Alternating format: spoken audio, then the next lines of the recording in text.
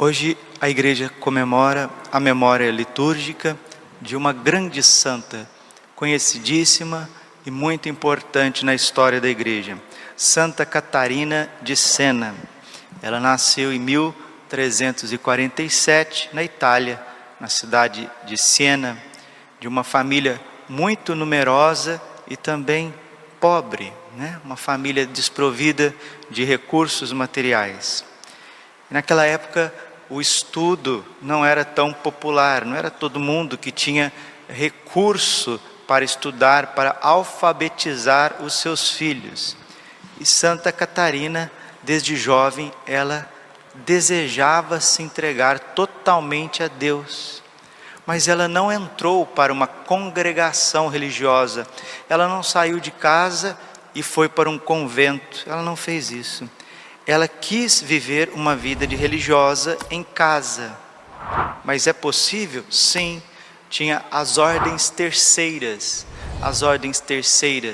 dos franciscanos, as ordens terceiras dos dominicanos. Ela entrou para a ordem terceira de São Domingos, a ordem terceira dos beneditinos, chamados de oblatos. Então ela se santificou em casa, fazendo as coisas do lar.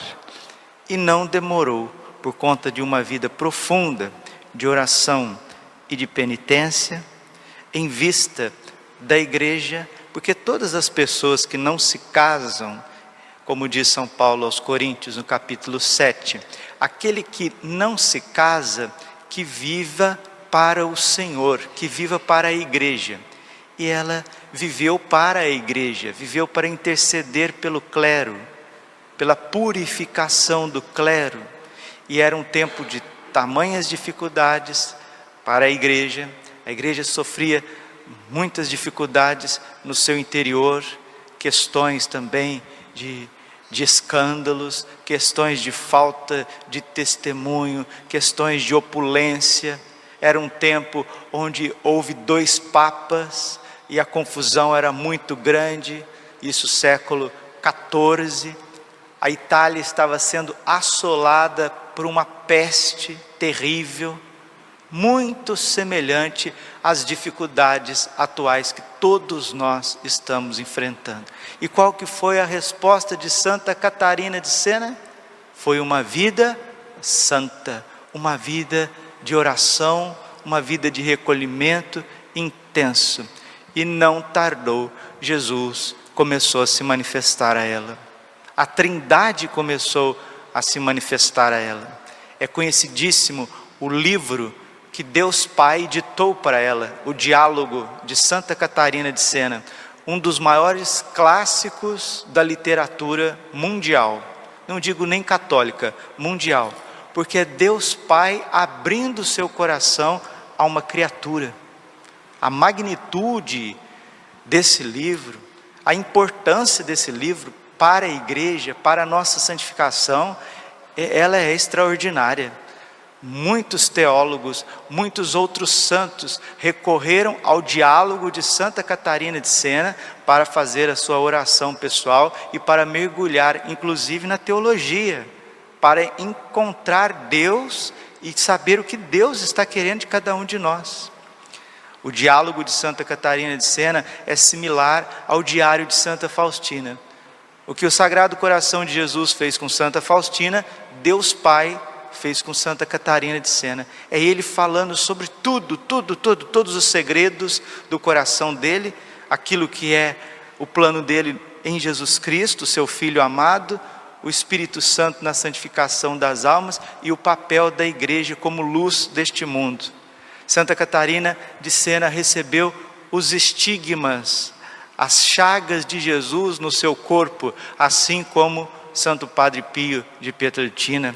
Recebeu as chagas também na alma, a transverberação, aquilo que Santa Teresa d'Ávila, passou, foi chagada na alma, no coração. Ela também recebeu esse fenômeno místico. Os fenômenos místicos em Santa Catarina de Sena eram tremendos, porque ela, sendo analfabeta, começou a escrever cartas ao Papa, aos cardeais e aos reis, para reconciliar a igreja que estava dividida naquele tempo, meados do século XIV, na Idade Média, o fim da Idade Média.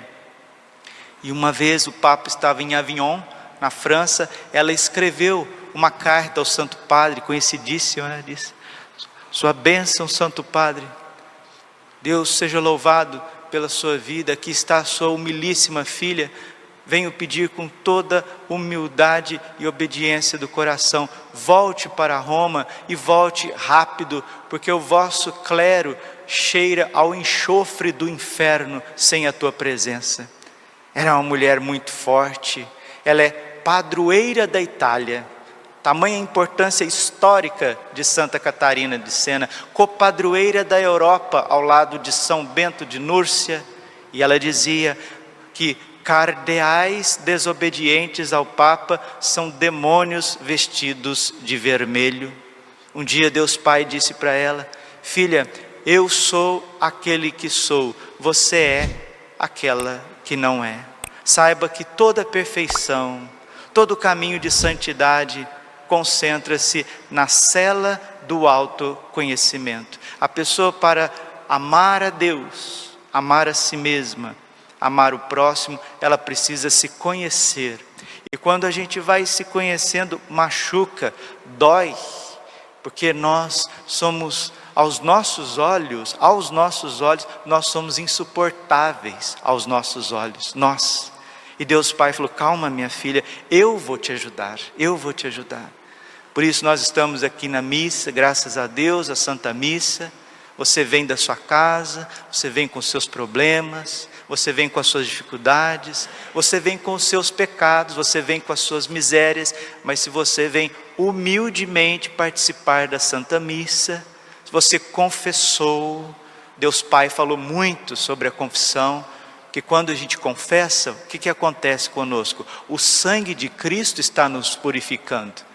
A confissão não é meia dúzia de palavras que o penitente fala de um lado e o padre vai lá e absolve como se fosse um passe de mágica e tudo resolvido. Não, a penitência, a confissão é o sangue preciosíssimo de Jesus jorrando no teu coração. Quando você está aproximando do confessionário, quando você está aproximando de um sacerdote para fazer a sua confissão, são os próprios anjos que estão te conduzindo. Eles vão te conduzindo e naquele momento você vai abrindo o teu coração, você vai falando das tuas misérias, dos teus medos. Por isso que a confissão precisa ser feita com frequência. Precisa ser feita com frequência. E certa feita, Santa Catarina estava na igreja, no banco da igreja, rezando, adorando a Deus, e o sacerdote estava atendendo a confissão dentro da igreja, no confessionário, e os penitentes entravam no confessionário, faziam as suas confissões. Ela, porque tinha olhos dados por Deus, né? Via as coisas como Deus vê. Isso são santos místicos, né? Deus deu uma graça maravilhosa para ela, de ver as almas que saíam do confessionário. As almas que saíam do confessionário, escreve Santa Catarina de Sena, eram tão belas, tão iluminadas, tão graciosas, que os próprios anjos que estavam ali adorando a Deus no altar, corriam o risco de adorar essas almas, pensando que fosse o próprio Deus. Você escutou? Uma pessoa, quando confessa, ela é de tal modo banhada no sangue de Cristo, na misericórdia divina, depois da confissão, a alma dessa pessoa fica tão bonita, porque ela recebe de novo a graça santificante que tinha perdido, ou seja, Deus vem habitar nesta alma, vem enamorar-se dessa alma. Esse verbo, muitas vezes o pai usa: eu me enamoro das minhas criaturas. Deus é apaixonado pelo Senhor, pela Senhora, apaixonado, loucamente apaixonado por nós. E Ele entrega o seu Filho muito amado, unigênito, para nos purificar de todas as nossas iniquidades, perdoar todos os nossos pecados. E isso acontece quando confessamos, quando vamos ao sacramento da confissão e humildemente abrimos o nosso coração ao ministro de Deus, que é o sacerdote. E Deus Pai disse para ela: fica sabendo, minha filha, que foi na dispensa da hierarquia eclesiástica que eu depositei o corpo e o sangue do meu filho. Duas coisas que o Pai fez por nós e fez através da igreja: o sacramento da confissão e o sacramento da Eucaristia. São João Bosco sempre dizia isso aos jovens: duas armas quebram os dois chifres do demônio: confissão frequente e comunhão frequente. Vamos também, queridos, tomar posse desse amor que Deus tem por nós. Olha o que Ele está dizendo: eu sou enamorado, eu sou apaixonado pelas minhas criaturas, principalmente aqueles que Deus vê em nós a imagem do seu Filho pelo batismo. Quero agradecer a Deus, porque dia 29 de abril, dia de Santa Catarina de Sena, é o dia do meu crisma. Fui crismado dia 29, dia de Santa Catarina de Sena. Ela que era uma mulher cheia do Espírito Santo, cheia dos dons do Espírito Santo, que todos nós também sejamos homens de igreja. Santa Catarina sempre dizia: se morro, morro de amor pela igreja. Vamos repetir juntos? Se morro, morro de amor pela igreja. Mais uma vez: se morro, morro de amor pela igreja. Assim como São Francisco de Assis, né? Que dizia: Senhor, o que tu queres que eu te faça? Vai, Francisco, e reconstrói a minha igreja. Os santos são apaixonados pela igreja. Santa Teresa d'Ávila, São João da Cruz, grandes reformadores do Carmelo. São Bernardo de Claraval, aquele que veio trazer um novo vigor ao ramo beneditino. E Santa Catarina de Sena, meus irmãos e irmãs, está mostrando para nós que aquelas pessoas que não têm vocação ao matrimônio, não são chamadas a casar, constituir famílias, mas também não são chamadas a entrar no convento. Elas podem consagrar a sua vida, a sua virgindade, se entregando a Deus também nas suas casas e servindo a igreja. O Papa Pio XII recorda isso na encíclica Sacra Virginitas, convocando mesmo pessoas que não têm vocação ao matrimônio, não foram chamadas por Deus a serem casadas, também não têm vocação para sair da sociedade e se enclaustrar no mosteiro, mas tem o dom de Deus, foi separado por Deus para ser totalmente dele, a exemplo de Santa Catarina de Sena. Vamos pedir nesse dia que Deus renove em nós os dons do Espírito Santo, as graças do Espírito Santo. Então, se você confessa com frequência, saiba que você é muito bonito, você é lindo, você é maravilhoso. Os próprios anjos correm o risco de adorar a tua alma, porque nela está presente o Pai, o Filho e o Espírito Santo. Só que a gente perde isso porque não dá atenção ao ensinamento do Padre, não dá atenção ao ensinamento da Bíblia, não procura, e a gente vai vivendo, como eu sempre digo para vocês aqui, e graças a Deus, para todos que estão ouvindo a homilia, nós vamos deixando aquilo que é essencial na nossa vida, o essencial, o mais profundo, a gente vai tratando como supérfluo, e aquilo que é supérfluo, aquilo que é secundário, terciário, a gente vai colocando na frente.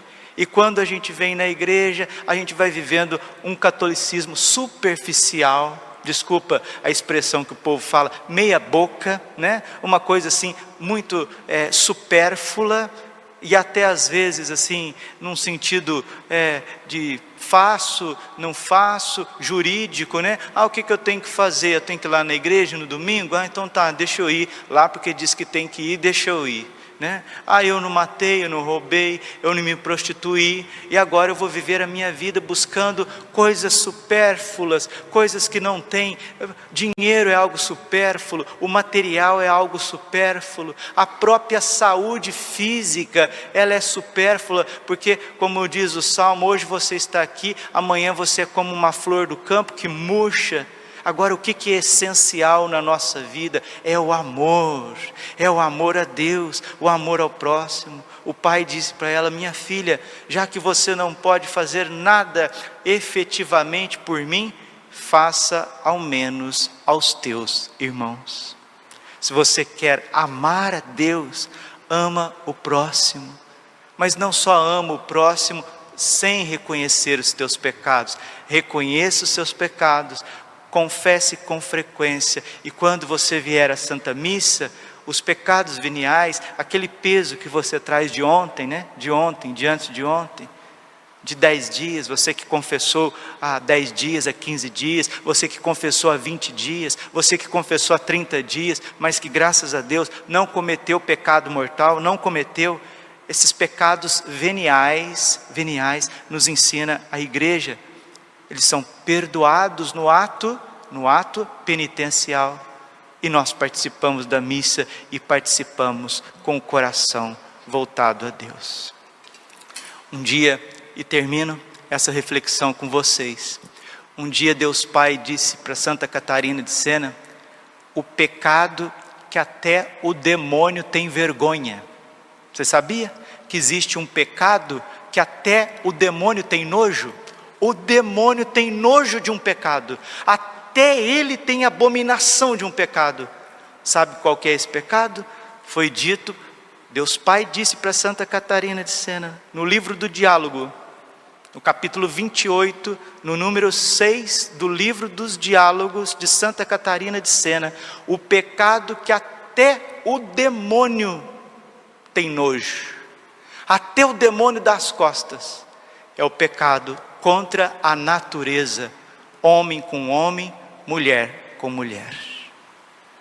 E Santa Catarina de Sena, ao lado de Santa Hildegarda de Bingen, ambas são doutoras da igreja, elas diziam: o Espírito Santo nelas, porque são grandes profetisas da igreja, doutoras da igreja, iluminadoras de papas, místicas do mais alto grau. Quando os homens começarem a se comportar como mulher, e as mulheres como homens, é sinal que chegamos no fim dos tempos, no tempo de uma grande purificação. Calo-me para deixar Deus Pai falar. Tenha só mais um pouquinho de paciência, porque não só de pão vive o homem, mas de toda a palavra que sai da boca de Deus. Ouçamos Deus Pai, a primeira pessoa da Santíssima Trindade, falar conosco. Meu livro, Diálogo, página 258, número 28.6. A impureza, os pecados da carne, da luxúria, contra a castidade. Ouçamos Deus falando conosco. É dever dos meus ministros, dos meus padres, ficar junto da cruz de Cristo pelo desejo santo, trabalhando pela minha glória e pela salvação dos homens. Filha querida, ao participar da Eucaristia, exijo de vós e de todos os sacerdotes toda a pureza que é possível nesta vida. No que depende de vós e dos ministros, dos padres, deveis esforçar-vos continuamente para adquirir a santa pureza. Os próprios anjos teriam de se purificar para receber este sacramento do corpo e do sangue do meu Filho. No caso de qual e tal purificação lhes fosse possível, ela não pode acontecer porque os anjos não têm pecados, mas faço tal afirmação para que compreendas que pureza exijo de vós e dos padres neste sacramento, sobretudo dos padres, mas eles fazem exatamente o contrário. Aqui Deus Pai está mostrando a situação lastimável que vivia a Itália e a Europa no século XIV. Estão inteiramente imundos, e o pior é que não se trata apenas daquela fraqueza natural que a razão pode dominar quando a vontade o quer. Esses infelizes não somente não refreiam tal tendência, mas fazem algo de muito pior e caem no vício contra a natureza. Homem com homem, mulher com mulher. E Deus Pai está falando que isso acontece entre os seus ministros. São cegos e estúpidos. Gente, são palavras de Deus Pai, a Santa Catarina de Sena, doutora da igreja, uma das obras mais profundas da face da terra. São cegos e estúpidos, cuja inteligência escurecem, não percebe a baixeza em que vivem. Desagradam-me. Este último pecado, isso desagrada-me, pois eu sou a pureza eterna. Ele me é tão abominável. Deus Pai está falando que o pecado contra a natureza, pecado horrível, terrível, é abominável aos seus olhos. E ele vai continuando. Que somente por sua causa fiz desaparecer 5 cidades.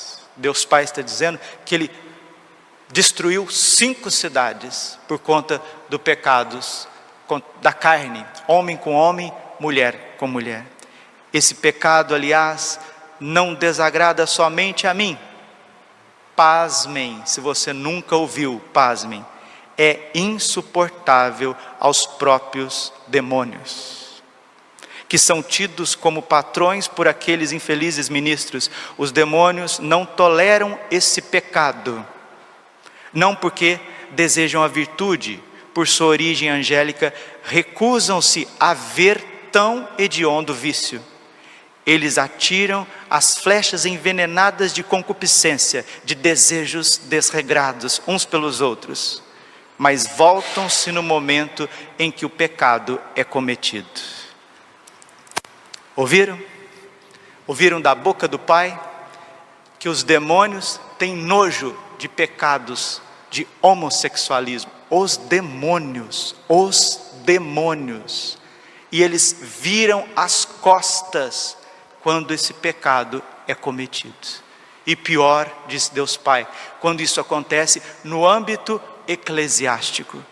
Peçamos as 5 chagas do Cordeiro, peçamos que a coroa de espinhos de Jesus nos proteja, nos dê um coração manso, humilde e misericordioso, para celebrarmos devidamente o santo sacrifício, sacerdotes e povo, se a gente não quiser atrair a ira, a justiça, a correção de Deus para este mundo.